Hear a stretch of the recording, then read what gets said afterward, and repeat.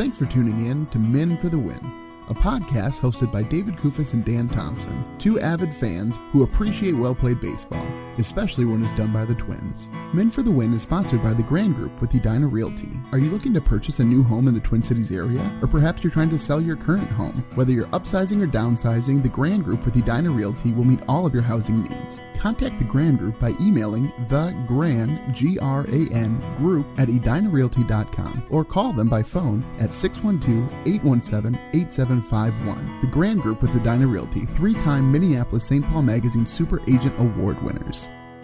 On this episode, David and Dan recap the Twins' three-game series against the Detroit Tigers. Thanks for listening. Enjoy.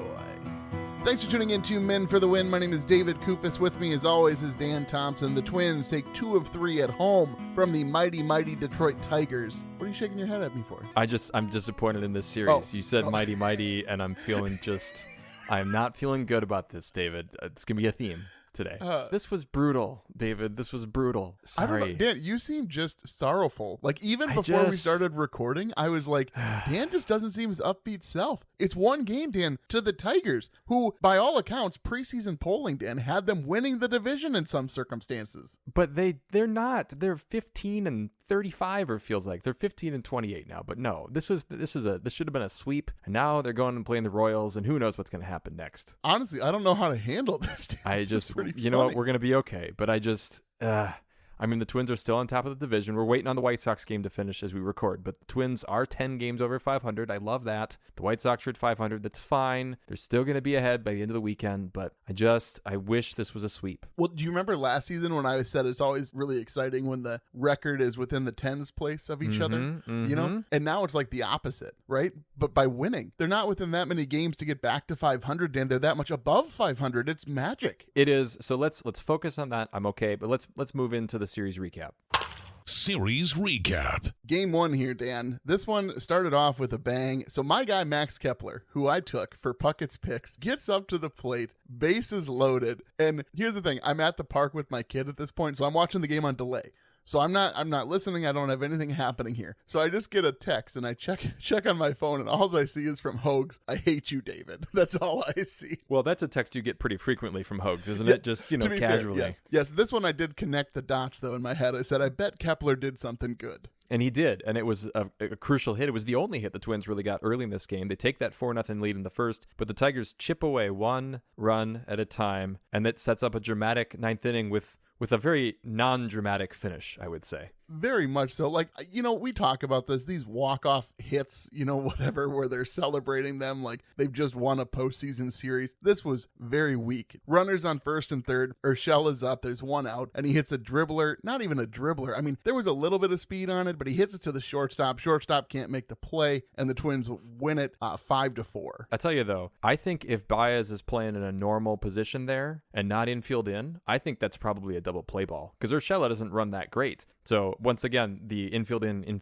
affects a game in a negative way for one team. There is one sad note we need to talk about in game 1. It's Joe Smith, isn't it? He gave up a run, David. His streak is over. My guy, Joe Smith, finally gives up an earned run, and he does not look good in this outing, Dan. So he did not make it very long in this game. No, he gave up 3 hits and an earned run, and at just a third of an inning, his ERA climbed to a very high 0.64. Are you worried about him going forward? No, okay. I think it was just a one-off. He'll shake it off. He's a veteran guy, Dan. He's a veteran guy. And Pagan ends up getting the win. He pitches the last 2 innings, strikes out 4. He looked much better in this game. I think Pagan's a guy where, and maybe this is for everybody, it seems especially for him, when he's well rested, I think he's a much better pitcher. Yeah, he's got that Taylor Rogers effect going on.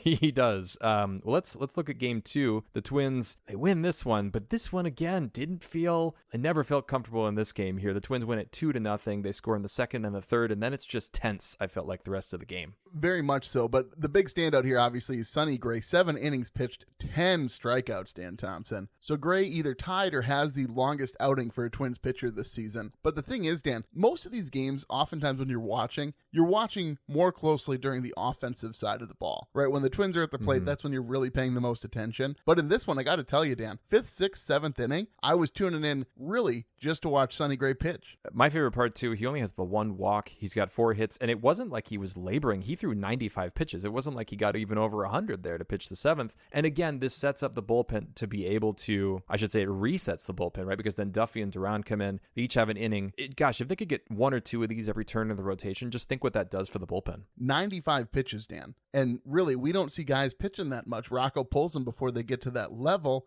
I do wonder if this is a sign of things to come, or guys finally getting stretched out where he can leave them in a bit longer. I think so. I think it's also because Gray's a veteran, and I think Rocco can trust him a little bit more because he has that pedigree. He's done it before, right? So I think he trusts him a little bit more.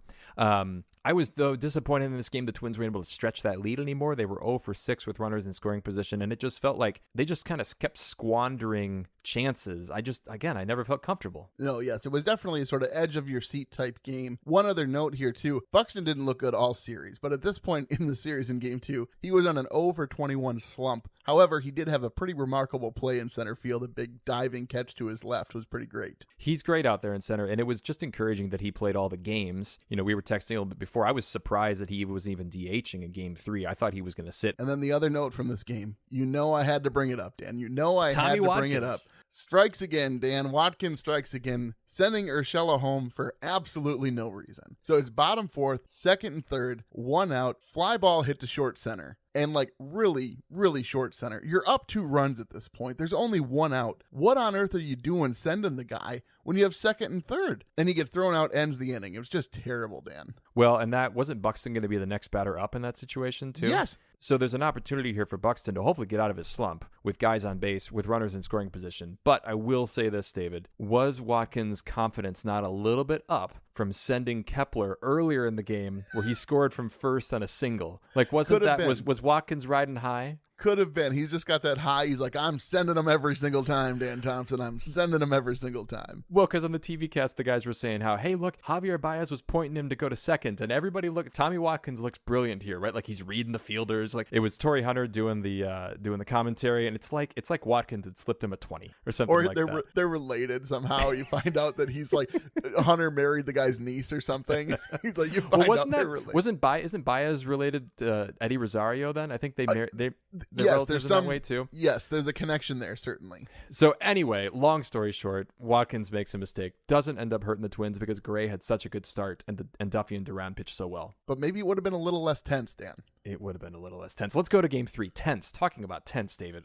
You better start. Twins lose this one 4-2, goes into extra innings. And the thing is, Dan, Bundy's on the mound, and he started the season really well. Then he struggled, went on the IL because of COVID, came back, struggled, and now he started to bounce back a little bit. Pitches 5 2/3, 5 hits, 1 run, 1 earned run. It was on a solo shot to deep center. Granted, he got tagged, but it was near the end of his outing there in the 6th inning. And then it goes Jax, Smith, Pagan, Thielbar, McGill. But I think what Dan is so upset about is that the Twins were 1 for 9 with runners in scoring position and 10 guys left on base. So frustrated. It was just, this game should have been over multiple times, especially in the bottom of the 9th, and the Twins had guys on, couldn't do it. And then, of course, extra innings bites them with that silly second base rule. Yeah, well, sort of. I mean, they needed to score 2 runs, but I will say in the 10th inning, Dan, there was some bad luck for Carlos Correa, because Correa, as we all know, getting Correa'd is when you get hit in the hands by the baseball. And Correa got out of the way. Originally, when I saw it live, it seemed like Correa got hit with the ball, but he had pulled his hands back, and the ball actually hit the knob of the bat. And so as opposed to the account being 2-1, it was 1-2, and then Correa would strike out on the next pitch. So that's just some bad luck. It is bad luck, but you load the bases with nobody out, and you can't get a couple runs in there when you know that you just need to at least get a couple runs. It was just a frustrating situation. Buxton, again, didn't look great in this game. I know he's been hitting the ball hard. That's been pointed out. But at the same time, he hasn't had a hit in what feels like forever. So disappointed there. I guess Larnach's home run was a big high point, right? A towering shot. He goes 2 for 3 with the only RBIs of the game for the Twins. The 2 runs that the Tigers scored was on a straight shot to center field, and Celestino goes back, and it looks like he's going to have a play on the ball, And folks, if you haven't seen this replay, you got to go watch the replay of this home run because could not have been more than an inch above Celestino's glove. And I'm telling you, Dan, Buxton's in center. Buxton makes that catch. Well, he probably just gets there early enough, right, to really plant and be able to get on and get a nice jump up. Yeah, disappointing there, too. It's almost like you wish Buxton would have played DH in the second game, and then he would have been playing center in the last one. That would have been better, I think. I do think that there's a better chance that they win game 3 if Buxton's in the field, just because of that one play, honestly. So here's the deal, Dan. I'm home. I took the day off from work because I have a speaking engagement at church coming up, so I was taking the time off to prepare. I turned on the TV, trying to find the Twins game, the Twins game. No, Dan, it's not even available through Bally Sports North. It's on YouTube. Okay, sure. So I go on YouTube. Who they got? They just picked 2 random guys off the street, Dan. What are they doing? Wrong names, wrong stats. It was terrible, Dan. The broadcast, and then they do this thing where they're interviewing players, and you'll love this, Dan, because all the players are mic'd up. I know how you love players being mic'd up. But they interview Chris Archer, and as opposed to like putting him in a little box in the left-hand corner, they think, no, we're going to shrink the gameplay. We're going to shrink that down to about 40% of the full screen, and then make Archer 30% of the screen, and then just a whole bunch of unused space around the game. What are you doing? Who is in charge over there? And honestly, I am getting so tired of trying to figure out where the Twins are playing. Oh, well, they're on Apple TV tonight. What are you talking about? If I have to pay for this cable package, let me watch the game. Dan Thompson, my goodness. Fans want an ejection. There it goes. And that was Gardy's gripe. David, it's kind of early for an explosion like that. I didn't think that was coming on YouTube. Yeah, I mean, I was struck by. I don't like any time it's the other guys because it's so clear that they're not able to prepare for the team well enough. They don't know the team at all. That was frustrating a little bit too. Anything else about this game, David? One last note about the YouTube guys. They said that Larnick, when he got pinch hit for, they said that he was the best hitter in the game, which is like, what are you talking about? Like, yeah, he had a home run, but he's the best hitter. He did hit that ball, 106 miles an hour, that single to center. It was, I think it was 112, actually. 112. It was pretty hard, but no, I would not qualify him as the best hitter in the game. No.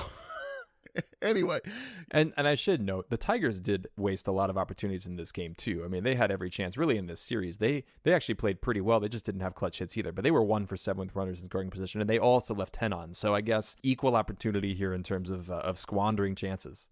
Equal opportunity squanderers, Dan. I guess so. And now we got to do Puckett's Picks winner, David. Catch 'em all, Kirby Puckett. Puckett's Picks winner. Okay, so when Correa came up in the 10th, all I'm thinking about here is if Correa gets, if he knocks in both here, I think I'm going to win Puckett's Picks. And so it was a double whammy that he doesn't even get on base. He even strikes out. I was so close to such ecstasy, David, with Correa, and it doesn't work. It's the same old game, Dan. It's the same old game. I pick a guy who I haven't picked all season, and he decides to perform. I love it, Dan. You want to give the totals and the stats for the season so far? All right, so Kepler wins with basically, it was just that grand slam, did everything. He was actually negative after that. He had 7. Arise for the listeners had 5. Correa for me had 4. All pretty good numbers, but ultimately, again, it's another win for you. You have 7 on the season. I have 4, and the listeners just have 3. You've got 4 of the last 5. It's been, again, the long time for the listeners. They're up to 9 straight now without a win. So I guess we'll see what happens here. But now we're to that point where the listeners and I combine to even you. This is too much. I can see your head inflating over there. Let's move forward. Next segment. Beast versus Bench. Is losing fun?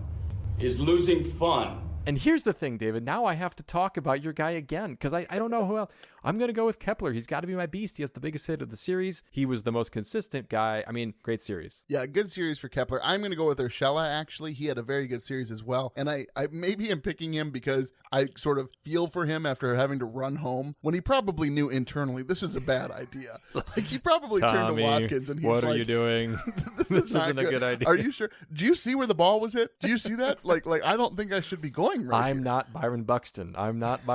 He thinks everybody's Byron Buxton, I think, out there. That's the big problem for Tommy. But anyway, so he has the walk-off game winner.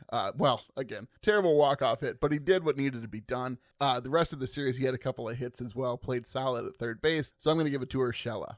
And then for bench here, I'm going to go with Jeffers. I just think he's become such a non-factor here. We were hopeful, I think it was in the Baltimore series, he had a big home run, but, he left 4 guys on in game 2. In game 1, he only left the 1 guy on. He was 0 for 3. He's just been mired at the bottom of the lineup, which is kind of where he belongs, but I'm kind of at that point where I think, as much as Jeffers can frame a pitch from, somebody's head down to their chest, I think it might be time to maybe put Sanchez back there a little bit more. I suppose that's a reasonable take, Dan. I'm not even going to criticize you because I'm trying to be nice so that you don't explode on me for what I'm about to do. Thank you. Go ahead. The second time this season, Dan, I'm putting Byron Buxton on my bench. I think he's the obvious pick here. 0 for 13 with 4 Ks. And you're not willing to give Buxton the bench moniker, Dan? I mean, I was, but I thought you already had him, and I didn't want to throw more shade on the guy. So I thought I'd spread it around a little bit. Rocco's Rewind. I know that we've talked about Chris Archer before. So he pitched game 1, and he did throw 72 pitches in 4 innings. But at one point here, can't you let the guy throw another inning just to see what happens in the 5th? He's a veteran. He can handle, getting pulled mid-inning if it happens. Because then Griffin Jacks came in and gave up a couple runs, and, the Tigers are right back in the game. Yeah, I do think at some point you got to let him out of the gate a little bit here. But I did see a tweet that I thought was interesting. I feel bad because I can't credit who tweeted it. But basically they said, maybe it's time that we just realize this is what Chris Archer can give us. Looking at his track record the last few years, he just hasn't been healthy. And so if we know we're just going to get 4 innings out of the guy every 6th day or whatever it is, how often they're letting him start, maybe we just need to come to that realization and just accept it, Dan. I guess, but that's so sad that that's all you're going to get out of one of your starters is 4 innings. I agree. What about you? Yeah, so here's the thing. I think that for the first time in a while that Rocco managed this series about as well as you could. I don't know that there's any decision that he could have made that would have made this series outcome any different. The only thing that was questionable, I'd say, was McGill coming in game 3. But the thing is, I don't know who else you're going to go to. Nobody's really fresh. The bullpen is depleted. So I understand that you got to go with somebody. So that's maybe the only minor criticism. And again, at that point, if you're even thinking about bringing McGill in, you're basically throwing darts at a board anyway. So it's hard to criticize him for that. So my only complaint, Dan, is that he has yet to replace Tommy Watkins at third base. Again, can't they just pull a fan out of the stands and say, hey, I think you go ahead, take over third base? Just pretend everybody is Ryan Jeffers, not Byron Buxton, and you'll be fine. All right, let's go to our Minnesota moment. Minnesota moment. Do you want to start with some positivity here? Yeah, I do.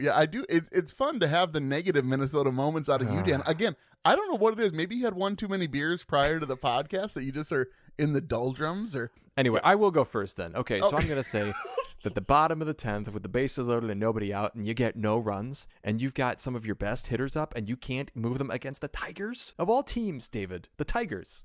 This is just, it's so funny to me. It's like we switched places, Dan. I don't understand what's happening. Just disappointing. This was a moment circa 2021 is what this felt like. Well, I don't want to go back there, Dan. I don't want to go back there. Go ahead. Look at the positive. You have good ones. They're very nice. I choose Urshela's walk-off. I don't even mind walking off on a single, but just the way that he hit that ball and the way that it ended the game, it's really hard to caught choose up that. On that. It scored the run. It did the job. No, I know, and that's why I'm trying to pull back my criticism there, but I think I have to give it to Gray's pitching outing. I just thought he was so dominant. He looked so good on the mound. Got to give it to Gray's pitching outing. Against the Tigers. We'll see. Though, this actually is an opportunity, David, to bring up something, because we've been criticized by, I believe, our fill-in host, Hogs, has said that we are too harsh on the Twins for their performance this season, because I think we've had the criticism that, well, who have they played? Who have they beat? Yes. Right? They've been beaten up on the AL Central teams. I still have that question, and I know that the schedule's coming up where they're going to have to play the Yankees and the Blue Jays. I think that's going to be a really telling time for this team, because, again, I just don't know what they've got. According to Hogs, though, we shouldn't take that into account.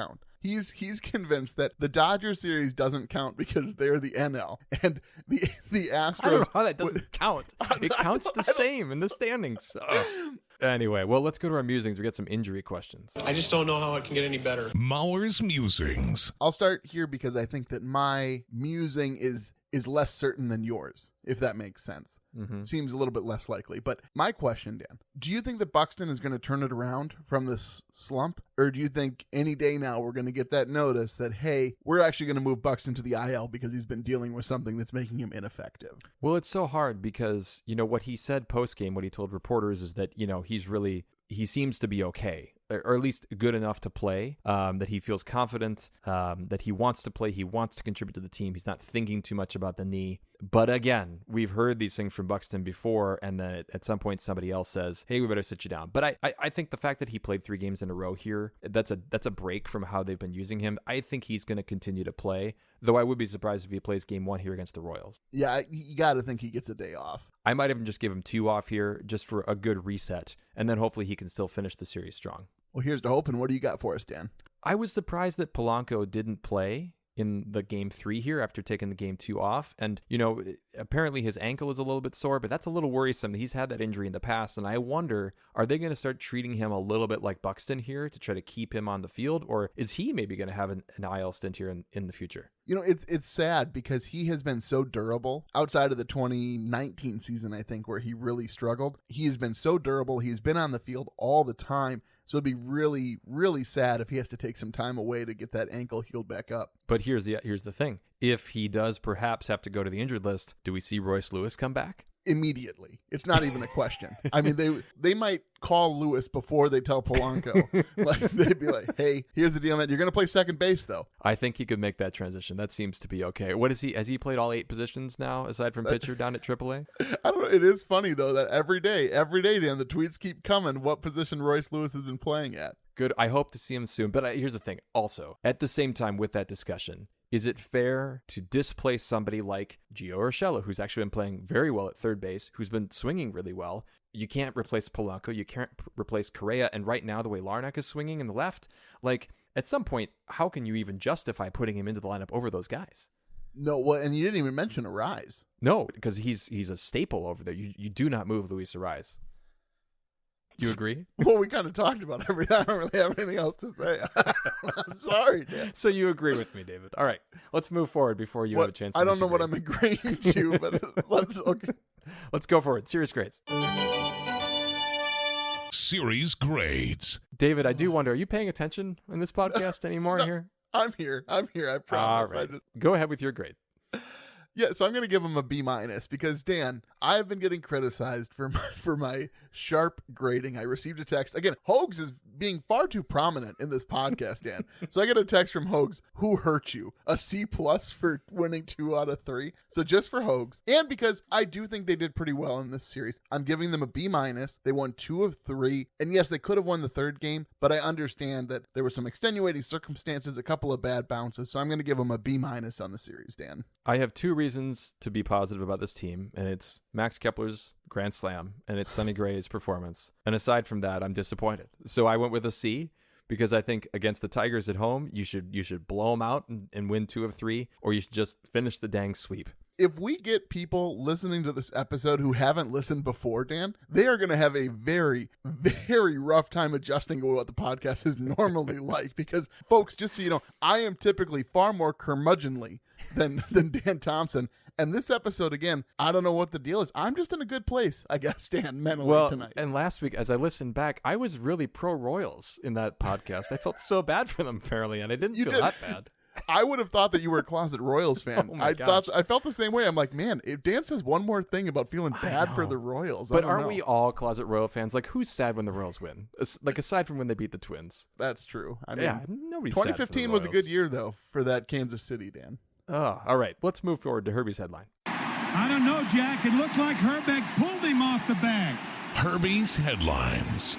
So this is interesting, Dan. We always have a lot of options for different things that we could bring up. The reason why I bring this particular story up is because it works as a good segue to a question that we haven't really talked about much on the podcast. But so Jock Peterson for the San Francisco Giants, Dan, he had 3 home runs, 8 RBIs. And in his post-game interview, he says he attributed his great performance to a long talk that he had with Barry Bonds prior to the start of the game that day. That leads me to my question, Dan. You're a baseball writer from time to time. I know that you don't have a Baseball Writers of America card, but if you did, Dan, should Barry Bonds be in the Hall of Fame? Wow. I wonder what Roger Angell would say. Can we ask the deceased Roger Angell? No. Okay, so a couple things about this that I think is important. So Jock Peterson grew up in Palo Alto. So he was living when Barry Bonds was a player, obviously, hitting a lot of home runs. I I'm going to add one other thing before I answer your question. Again, I was talking about Bob Gibson, who I love so much, the pitcher for the Cardinals. And he pitched in an era where pitchers dominated, right? And we treat that era differently than we treat other eras. I do think we have to treat the steroid era as an era, and we have to respect the work that was done in that era. And I think we have to put Barry Bonds in the Hall of Fame. Can't we just put a sign in the Hall of Fame with all of these people and say, hey, exclaimer, we can put him next to the trash cans too, in some sense, right? Like, can't we just say, hey, just so you know, this did happen. He might have been on steroids at the time. Okay, first of all, there's no might about it. All right, well, we can allow that, because look at all these guys who are being left out. It's this weird, like, I don't know. It just feels wrong to have him not there in the way that it feels wrong to have Pete Rose not there either. In a sense, like, I do like the idea that it's sort of a separate area, and it's like, these are the cheaters who are also in the Hall of Fame. Right. Well, you can't ignore what happened in baseball that time, I guess. Maybe that's how I would say it. It's not that obviously I would endorse this in any way, but like, it happened. So can't baseball get ahead of it and frame it in that way in its Hall of Fame? It's tricky, right? Because I think about the comparisons to Lance Armstrong, right? And like Armstrong being stripped of his titles, but then you find out that they have to go down like to 15th place to find a guy who wasn't actually doping in the same race. It is hard though, because you don't want to reward people who don't play the game the right way. But it is more of a gray area, I think, Dan, because it's just so hard to know who was truly pure, who was truly not on steroids. And I don't know. I don't know what the answer is. I do know we got some pretty funny interviews with Mark McGwire having to answer for why his stats just absolutely tanked after he started getting tested for steroids. And he's like, well, it really didn't affect me as a player.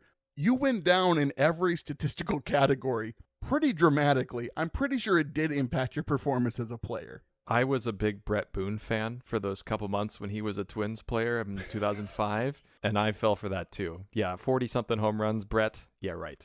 I wish we were more fiery about this, Dan, but it seems like we're both like, yeah, this should be in the Hall of Fame, but like in the lowest tier of Hall of Fame, next to the trash cans with some sort of, not just an asterisk, we want like truly a sign that says cheaters, but we're really good at it. like the garage. Can they have a garage? The trash bins will fit very nicely right next to that if the ordinances in Cooperstown allow for such things. Okay, well, Dan, I'm guessing this will not be the last time we talk about this on the podcast at some point in life. Well, let's go forward to Puckett's Picks. And we'll see you tomorrow night. Puckett's Picks. Upcoming Royals series, Dan. Royals are coming to town, and the listeners are going to take Luis Arraez, to no real surprise. I got to be honest with you, Dan. No, I think that's the right choice here. I really want to take a player that I'm not going to say out loud until I take him. Trevor Larnach. I'm just going to take Trevor Larnach. I think he's going to have a great series. He's going to get like 3 plate appearances. Why? What do you think? Are the Royals only have left-handed starters, and it's going to be Kyle Garlick out there? Garlick and Gordon, I think, will be who it is. Trevor Larnach hit the ball really hard a number of times, as the YouTube announcers pointed out. So I'm going to go with Trevor Larnach. I'm going to stick with it. Carlos Correa. I mean, it's not even a question, Dan. I don't know why you sighed very heavily there. Like you had a choice to be made. I just assumed this would be a much harder decision for me, Dan. Here's what I'm doing. I'm preventing you from taking Max Kepler because you're going to have to take Carlos Correa in this situation. Had I taken Correa, you would have taken Kepler and he'd have been better. So I'm happy with my pick. We should point out, though, the other times that you've given me Correa, just out of curiosity, if you'll notice, I went on a streak of 3 wins in a row, all with Correa. As I hemmed and hawed over picking him or not. Oh, that's not going to go well. Hey, 2 other notes we need to throw out there about former Twins. We love our former Twins updates. So Robbie Grossman has gone 413 games without an error, which apparently that's a Major League Baseball record, David? Major League Baseball record, yeah. And Willians Astudillo, the Turtle, is going to be back in the majors. Miami called him up, and so he will be back there this weekend. So watch your Marlins games. See if Willians Astudillo loses his helmet round in 3rd. One other quick note here. So the guy who does our thumbnail, actually, his wife is having a baby tomorrow, so he is not available for a thumbnail. So we thank him for his work, but so if you see some pretty garbage paint art, that's going to be my doing. Thank you, folks. All right, well, David, how about you send us out? I'd love to. Well, folks, if you like what you hear, please tell a friend. You can follow us on Twitter at Men for the Win and find our Men for the Win Facebook page. Make sure you subscribe to the podcast to be notified when new episodes are available. And if you could leave us a rating, that'd be great. A reminder that our episodes are now available on YouTube, and if you could drop us a like and subscribe, we'd greatly appreciate it. Thanks for listening, and as always, go Twins. That'll wrap up another episode of Men for the Win, a podcast hosted by David Kufis and Dan Thompson, two avid fans who appreciate well-played baseball, especially when it's done by the Twins. Thanks so much for listening, and as always, go Twins!